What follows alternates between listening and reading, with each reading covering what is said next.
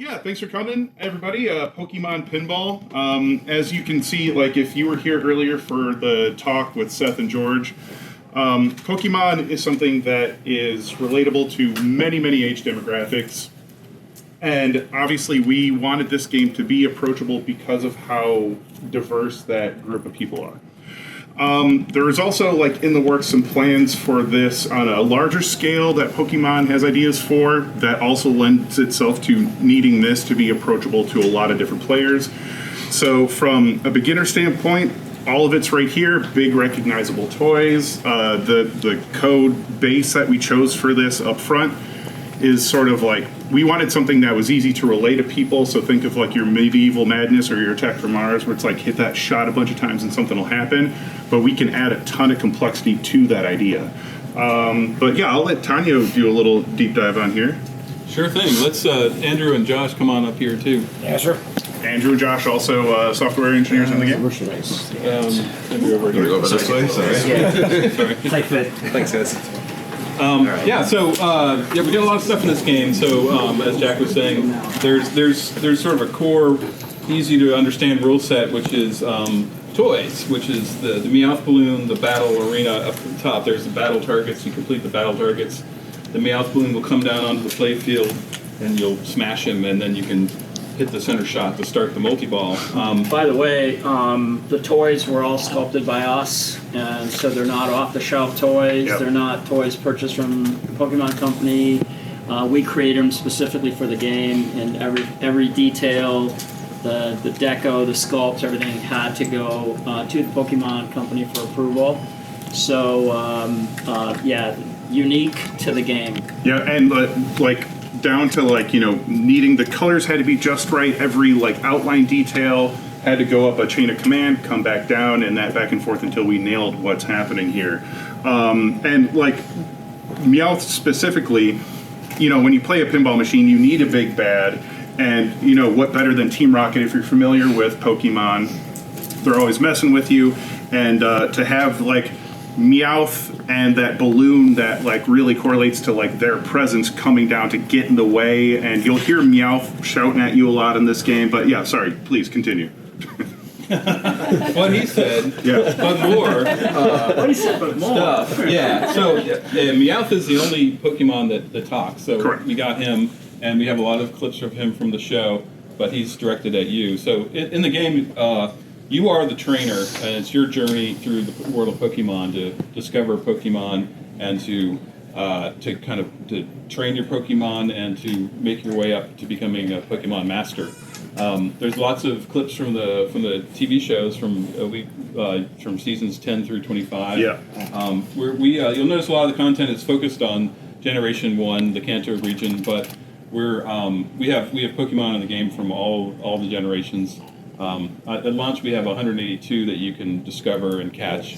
And more are coming. Yep. And more coming. And you'll also notice, like, this is, you'll see like this sort of land mass that we have here. This game is region agnostic, so like it's not a pre-existing place that exists in that world. We got the opportunity to make our own location that you can travel to, and that also comes with a really like awesome thing that they afforded us is we couldn't use a pre-existing Pokedex, so they let us design our own Pokedex for our own region, which contains our own 4 biomes here. So yeah, like with everything that was meticulously looked over, they did afford us some really cool freedoms on some of the stuff. Yeah, exactly. So in the regions that we have, there's a forest region, the lake, mountains, and the desert, and each one of those different types of Pokemon will spawn. You start out in the forest, and then your goals, your goals in those regions are to discover, catch, train, and battle Pokemon. The way you discover Pokemon is you just hit switches on the playfield, and as the progress bar fills up, a Pokemon will spawn. And once they do, you have a certain amount of time to first scan them with your Pokédex. So this captive ball, Newton ball mech right here is your Pokédex. So you go there to scan the Pokemon. When you hit the ball, then you'll see the scan, and they'll tell you what Pokemon that you've discovered. So that's the discover mechanic, and then the next thing you want to do is catch. So once you scan them, you'll have this catch sequence where you'll be chasing purple shots around the playfield, and once you've hit enough of those, then the Pokeball will light up, and it's time to catch the Pokemon. So you have a certain amount of time to shoot this shot here. It's a pretty cool mech because on the Premium and LE, this mech, there's a sort of a hidden sublander here. So the ball, once you hit that shot, it'll disappear. The Pokeball is lit up, and it's this on the Premium and LE, it animates. And so that's the catch mechanic, and then you'll see, like, you've got this Pokemon. The ball disappears, goes underground, fires out of that buck across the playfield to get it back in play. That's one of the things that's missing on the Pro. But it's on the Premium and Elites. Yeah, so on the Pro, the Pokeball will light up. It doesn't do the animation, but it does, when you shoot the shot, it goes and will catch the ball on the ramp. It still has all the same. So it's got the outpost here to stop the ball instead of going underground. Yeah, and then once you've done that, then the next step will light up a battle here at the town scoop, and so you can go and start a Pokemon battle, which is a pretty cool sequence. Which I'll let Andrew talk through a little bit. Yeah, so the first battle, being in the forest, it's a lot of grass and bug types. You're fighting those, but you start with Bulbasaur, who's grass and poison. So if you're familiar with the Pokemon world.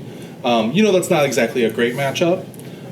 But if you shoot a couple shots, the town scoop will relight to let you switch Pokemon.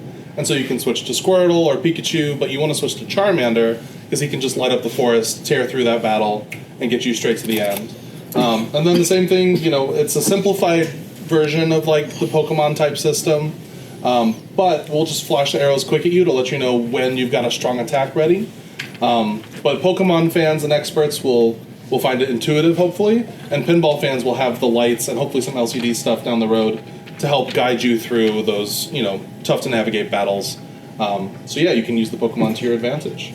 Yeah, so like in that regard, and I'm going to steal your thunder here from the last thing, is this game, there's a lot happening in here that's going to help you understand pinball, like from audio callouts and stuff, because we know this is going to be hitting all sorts of demographics, especially people that don't normally play pinball, so this thing's going to help you along the way to tell you, especially through the voice of the Pokedex.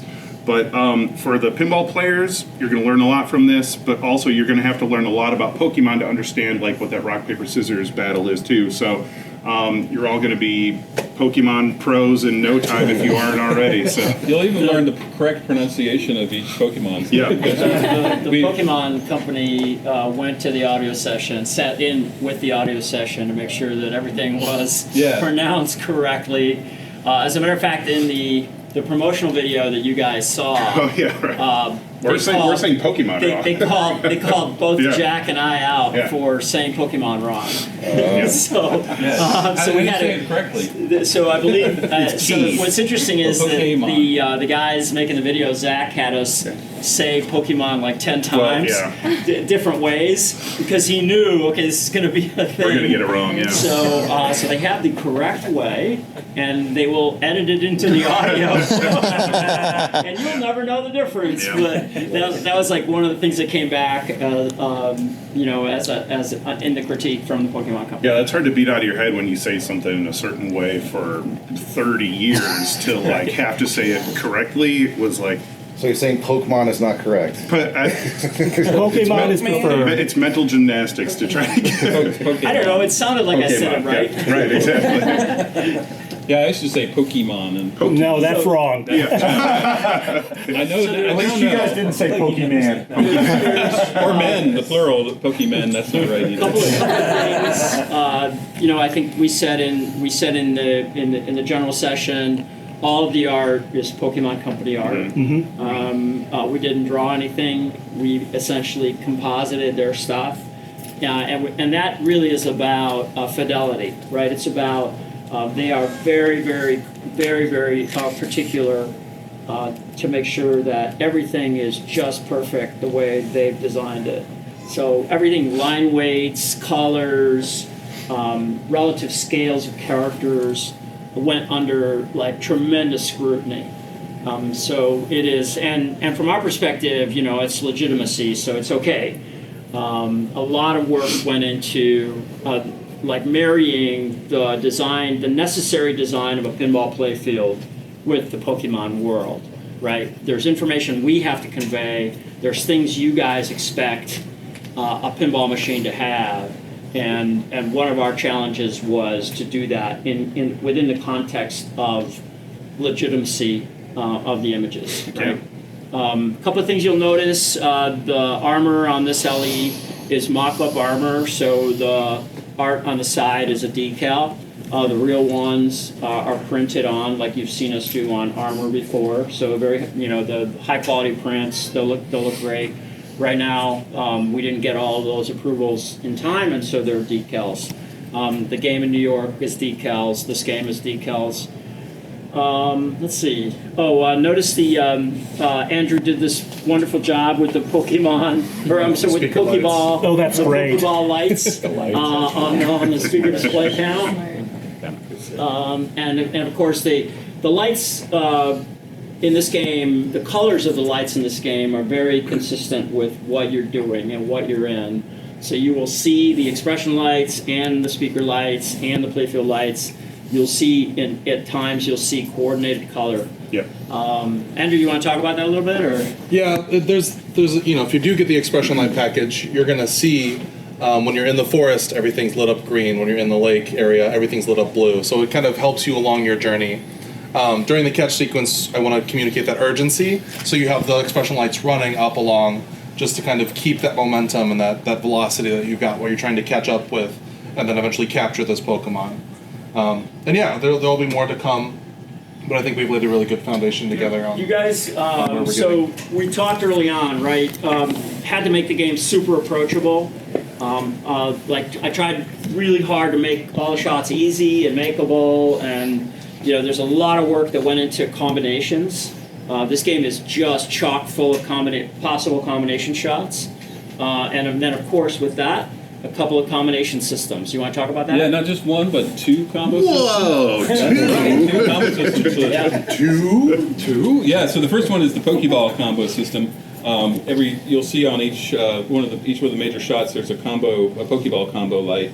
So you shoot one shot, the next one is lit. You can chain together a two-way combo, a three-way combo, four-way combo. Each one of those will build up how many Pokeballs you're collecting, and then you can cash that in at the Pokédex, which is the center toy here, and you smash that to get even more Pokeballs. That builds towards your bonus. Eventually, it's going to build towards a cool mode. And then, in addition to that, I'm sorry. Go ahead. yeah, you'll see up here on the LE we featured Eevee and the Eevee's evolutions. So here there's 8 different. There's Eevee up here, and then there's 8 different evolutions. Each one of those has a secret combo. So when you hit those secret combos, you get you earn those, and we're going to eventually make it so that once you do a certain number of Eevee combos, then you'll unlock Eevee to add to your team. You'll see Eevee's right down there, prominent on the playfield. That's coming in the future. It's not a secret if you tell them, Tommy. We're also Forget everything. we're also really fortunate to have a couple of tournament grade players on the team that are deep into the Pokemon world. So they Andrew and Josh, and so they're going to guarantee that there is depth in the game for more advanced players, right? So, while I focused on a lot of on making the playfield very approachable, those guys are going to make sure that there's lots of interesting stuff in the game. Okay. Yeah, I jumped on the project pretty late because I was on Star Wars, but Josh and Tanio laid a really good foundation for me to just jump in and help tie up the last few loose ends. Yeah, I think it was important for this game. There shouldn't be any kind of barrier to entry. Everyone should be able to enjoy this game, especially with a license as family-friendly and universal as Pokemon. So I think anyone with all skill levels should be able to enjoy this game. Totally. Yeah, all the shots as we were talking about, you hit a shot a couple of times, and then that third shot should light the mode. That's where you'll see a lot of the content from the animated series that pertains to each one of those specific Pokemon. And as far as the biomes are concerned, you'll see we have there's a rival, and then there's the 4 objectives for that biome, and they sort of in the vein of Godzilla, where you're in a city and you get your objectives, and then you finish what you can, then you move on. That's sort of the general idea of moving around the biomes here as well. And each biome will have, as you mentioned, specific Pokemon that live in like the desert or the mountains and such, and that affords us a way to take all the Pokemon we have currently and sort of spread them around, so you'll only experience them when you should experience them. But in the future, when we do get more Pokemon, or some of the ones we have now, we have interesting ways that we can spawn them. And I don't know. Okay, I'm not sure what I'm allowed to talk about. But Tanio, do you want to talk about the battle system? Can you go back to a biome after you leave, or is it like done? You will be able to. Yeah, currently, we have a linear system. Well, you start in the forest, and then you go to lake, mountain, and desert. But you'll see there's a travel light here where it will let you go back and forth. You can choose to go back and get more Pokemon. Like if you missed a type or something. Yeah. But that stuff is still evolving. But that's part of the structure. I don't think we told these people about battles. We did. Think we did? Yeah. Okay. Yeah. So, but Sorry, but we've more done so this in the battles. presentation twice, and I mixed them up. Yeah, we started with battles. So, but I mean, the battles are cool, and it's the short end of it is like if you want to get to a battle, you need to hit a bunch of pop-uppers and switches. You spawn a Pokemon, you hit the Pokédex, you catch the Pokemon by hitting shots, and then you want to go to the Pokeball to catch them, and then it's lit here, and then you go to the battle. It's sort of, it's not easy, but it's a lot of fun once it's there. You have your Pokemon, your team, one of your team members. It starts with Bulbasaur, but you can, like Andrew said, you can switch your team members that you're fighting, and then the forest rival has different bug types and stuff. Each region has a different rival. So there's the lake region, the mountain, and the desert. And if you can beat all four of those, there's a mini wizard Pokemon arena battle. Then there's also on each one, if you complete the 4 story modes, there's a story mode mini wizard that's Pikachu versus Lucario, which is a pretty cool scene from the show, where there's a pretty epic battle. And then in the future, there's going to be a tier 2 of story modes, and then there's a second wizard mode for stories, which is Pikachu versus Lucario. Oh, Charizard. First one that we have in the game is Pikachu versus Charizard, and then Lucario will come. You said Lucario. Oh, okay. That's It's all good. Right, so Just there's fight two of them. Lucario twice. And then you fight Lucario the third time. We've done this presentation like 6 times in 3 days. What they said. Yeah. And and then there's going to be several more Meowth multi-balls, and then a Meowth wizard, and then that all leads up to Pokemon Master, which is the ultimate wizard mode. Right. Well, you'll be fighting against Giovanni and against Mewtwo, who's this really dangerous Bioengineered dangerous. Yeah, he's right here. If you can make it there, Yep. good luck to I you. think we've got a voice line from Giovanni talking about his greatest creation. Yeah. But yeah, And speaking of his greatest creation, the mechanical engineers haven't gotten a lot of press, and they've created a really interesting sensing mechanism for Meowth, which is very simple but super effective, and super reliable. Which and like I said, those guys don't get enough credit. We just sort of we look at this amazing stuff and we go, wow, it just kind of happens. It doesn't just kind of happen. There's a whole bunch of guys that worked really hard to do this.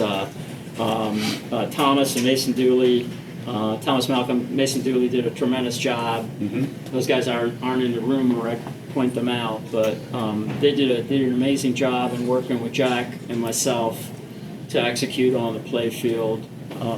And when we do, we're going to do a big making of in Texas at TPF. Tanio, Jack, and myself will be there for sure. And we're going to take you through all of Jack's original, Whitewoods and some of his experimentation stuff. We'll transition over to my CAD, my more finished CAD, and we'll talk about the game in depth. Tanio has been the heart and soul tying everything together, right?